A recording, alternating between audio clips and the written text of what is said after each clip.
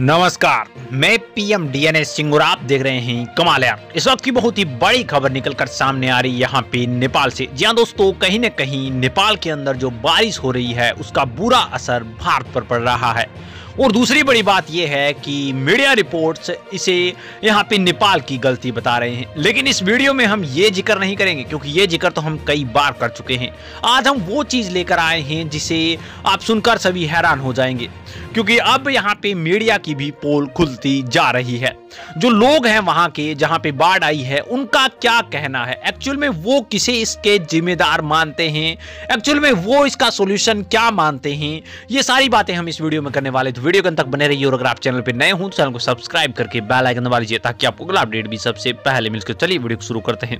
दोस्तों, आपको याद ही होगा कि आज से लगभग 7-8 दिन पहले ही तबाही का ये मंजर स्पष्ट रूप से दिखाई देने लगा था। मैं बात कर रहा हूं यहाँ पे नेपाल के माउंट मानसलू में हिम संकलन की, जिसके अंदर पर्वतारोहियों को काफी ज्यादा नुकसान झेलना पड़ा था। अचानक से ये हिमस्खलन हुआ था जिसकी उम्मीद किसी को नहीं थी और एक धोला या फिर कहें कि सफेद बादल से घिर गया था सभी के सभी जितने भी यहाँ पे जो पर्वतारोही थे उनको। और इससे पहले जो यहाँ पे भारत में आया था उसमें 2 की मौत भी हो चुकी थी।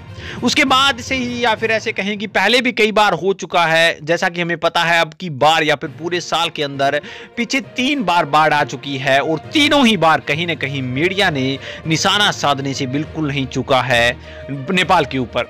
और अब यहाँ पे चौथी बार है और अब की बार की बाढ़ पिछली तीनों बाढ़ों को यहाँ पे ऐसे कह सकते हैं कि मात देने वाली बाढ़ है। मैं आपको बता दूं कि गंडक जो नदी है यहाँ पे उसके अंदर जो बहाव सतर है, जो डेंजर जोन उनकी लिखी हुई है, उससे भी 60 सेंटीमीटर ऊपर पानी चल रहा है। तो आप सोच सकते हैं कि कितना ज्यादा खतरा यहाँ पे मंडरा रहा है और बारिश है कि रुकने का नाम ही नहीं ले रही। अब यहाँ पे बात ऐसे करते हैं कि ऐसा कहना है यहाँ पे मीडियाज का कि इस बांध को कहीं ना कहीं सेटिस्फाई किया जाए, कहीं ना कहीं इसके ऊंचा किया जाए, इसकी मरम्मत कराई जाए। तो दोस्तों, सबसे बड़ी बात मैं एक यहाँ पे सवाल उठाना चाहता हूँ। भारत के अंदर बहुत से ऐसे बांध हैं जो कि हैं तो सही, लेकिन उनके अंदर इतना कचरा पड़ा है, वो भी पिछले 10-12 सालों से उनकी सफाई होनी चाहिए थी, लेकिन आज तक सिर्फ सफाई नहीं हुई। तो आप बताइए इसका रीजन किसे मानेंगे आप इसका रीजन सरकार को तो बिल्कुल नहीं देने वाले। अब बात रही यहाँ पे गंडक नदी पर इतने बहाव की और उसमें बांध का आप कहीं ना कहीं त्रुटि बता रहे हैं, तो उसके अंदर मैं सॉल्यूशन देना चाहता हूं। हाँ, सही बात है कि उसे ऊंचा करना चाहिए क्योंकि पिछली 3 बार यहाँ पे ऐसी हो चुकी है घटनाएं, तो आपको इस पर थोड़ा सा नजर रखना चाहिए।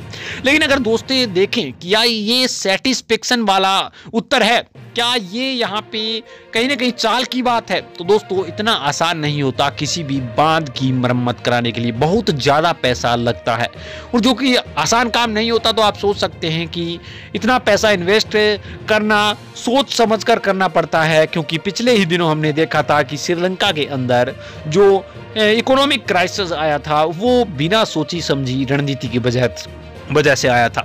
तो इतना बड़ा कदम उठाने से पहले नेपाल को भी 5-6 बार सोचना पड़ता है, क्योंकि वो खुद लैंड लॉक कंट्री है और अगर वो एक आधा कदम भी यहाँ पे गलत उठा लेती है तो कहीं न कहीं उन्हें दिक्कत हो जाती है। अब बात रहती है कि इस बांध की मरम्मत की, तो बांध की मरम्मत में कहीं न कहीं भारत को सहयोग करना चाहिए, क्योंकि पहले भी बहुत से प्रोजेक्ट के अंदर नेपाल की सहायता की जा रही है। तो दोस्तों कहीं न कहीं ये क्या दिखाई नहीं देता। दूसरी बड़ी बात कि इससे सबसे ज्यादा नुकसान भारत को होता है, तो भारत को इस चीज पे संचेत रहना चाहिए।